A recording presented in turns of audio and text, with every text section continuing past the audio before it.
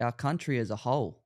Our country as a whole. I don't think we're together. No, I we're don't. not. I We're don't not. think We're we're fractured. together. We're fractured. We are so Yep. divided. I know. It's It's very tragic. like, And where of are we course, going? and there's other messages that we get sent about how, division is what we are. Like the whole message about Invasion Day and all that, right? Oh, That's like, okay, so what all the white people today are to blame for all of the suffering of the black people for all of time, right? yeah. First of all, what a psychological burden Yeah, is that's that, some right? cook shit right there. But but then this notion that when is it going to end? When can we Yeah. just put this behind us and say, look, we're all Australians, we want to work together, we respect All right. everybody, regardless of race, religion, color, blah blah blah. Okay, so I got something to ask you. So, Yeah.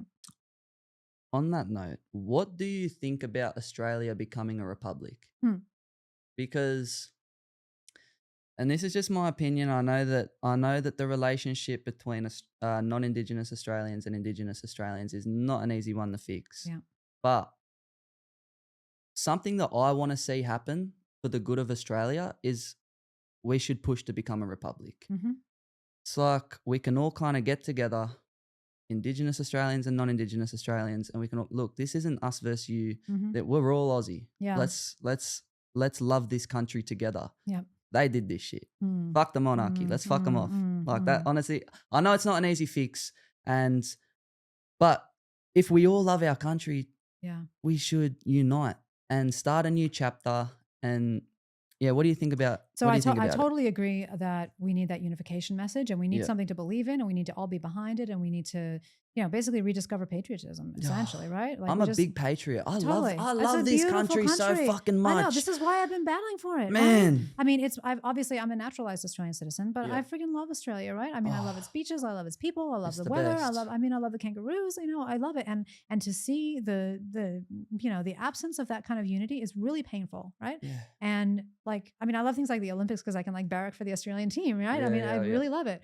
But honestly, I haven't thought about the Republic question that much. Yeah. I know that because I'm not native here, right? There's a contingent of Australians who feel very strongly that we should honor the kind of Western heritage we have, the UK heritage or whatever, by continuing the monarchy. And then there's another bunch who are like, we never really fully broke, and that's why we're so weak and so pliable. I honestly don't know. I do know that the Australians are very pliable, right? They're very compliant. When stuff goes down, they look to daddy, right? And daddy is the government of the day, right? Yeah. And King Charles is almost kind of a non-entity. Like, I don't even know if the monarchy, I mean, could you really even make an argument that, I'm sorry, hopefully he won't be listening to this. What's the fucking point of this? King Charles, JJ's talking shit.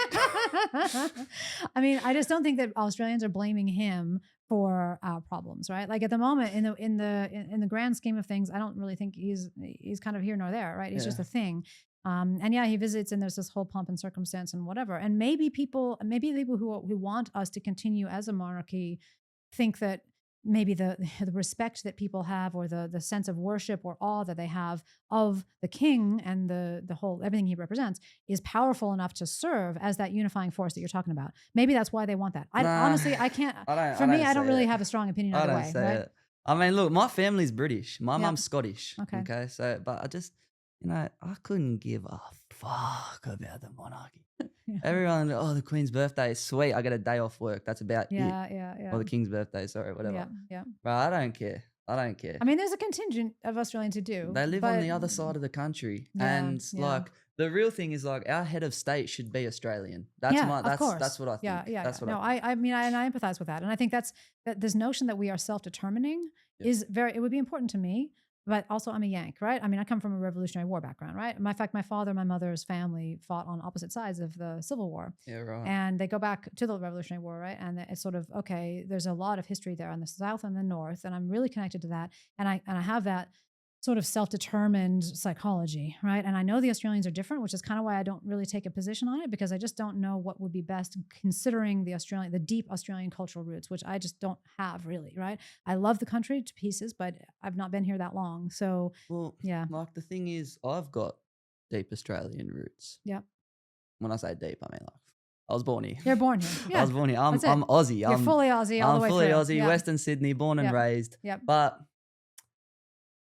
I don't feel like I'm allowed to have a pride in my country kind of thing.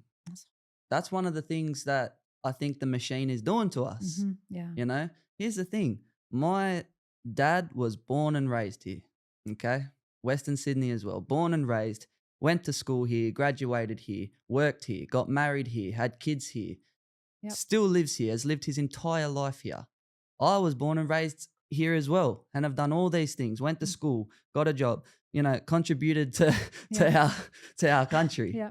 But for some reason, this isn't my country.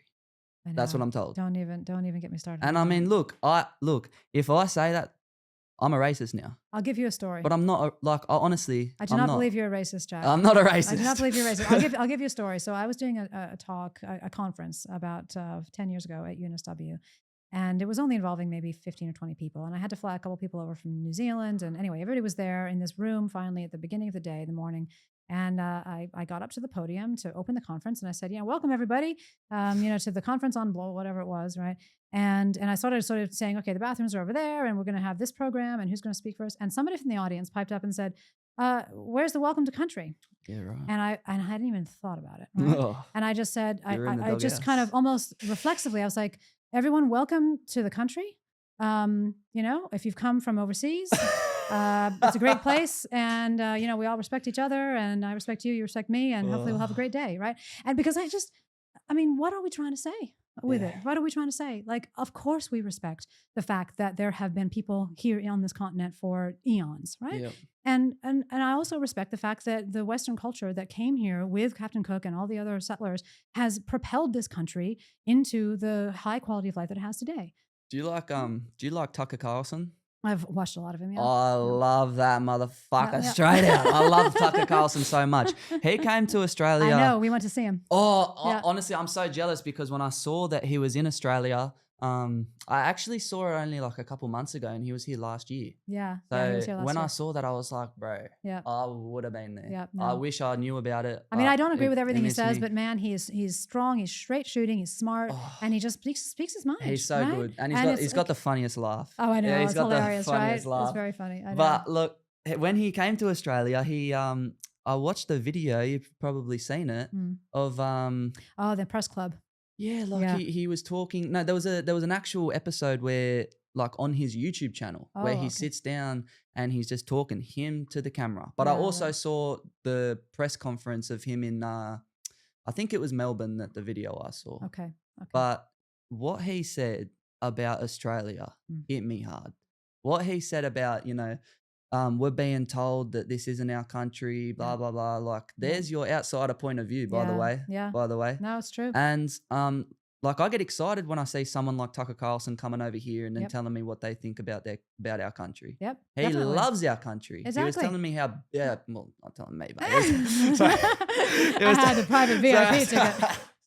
No, but he's telling us, this is a beautiful country. Yeah. The people are the best. Yeah. Abundance of resources. all We should true. be the most powerful country on the planet. And he's like, but why is it the way it is? Well, because of what our government's telling us. That's it. It's scary. I know. And why is there so many people, like even Australians will hear that and be like, he's fucking crazy.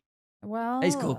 Look, I mean, if you want to say that, fine, but you got to do your own research, right? I mean, you can't, it's not fair, it's not respectful to just reject somebody because you say, you think, well, what they just said was not right. Like everything I disagree with that Tucker says or that Trump says or that anybody else says, I just disagree with it, not because I'm like, that sounds like something bad, right? Yeah, it's like, okay, on balance, do I really think that's the right way to go? Let's think about what that would do. If we implemented that idea, I know you have to, follow the chain of argument. And all of science, all of thinking is just an exercise in giving your best guess, giving your best go at trying to piece together a sensible way to, make sense of the world, right? The very, very complex, dynamic world that we have. We're completely clueless about most of it, right? So we try to, incrementally. So it's always that. You're always making little judgments. But to make these kind of sweeping judgments based on just a shallow, one soundbite worth of something from someone, I think that's disrespectful. Honestly, it's 100%. really disrespectful. And that's what's happened.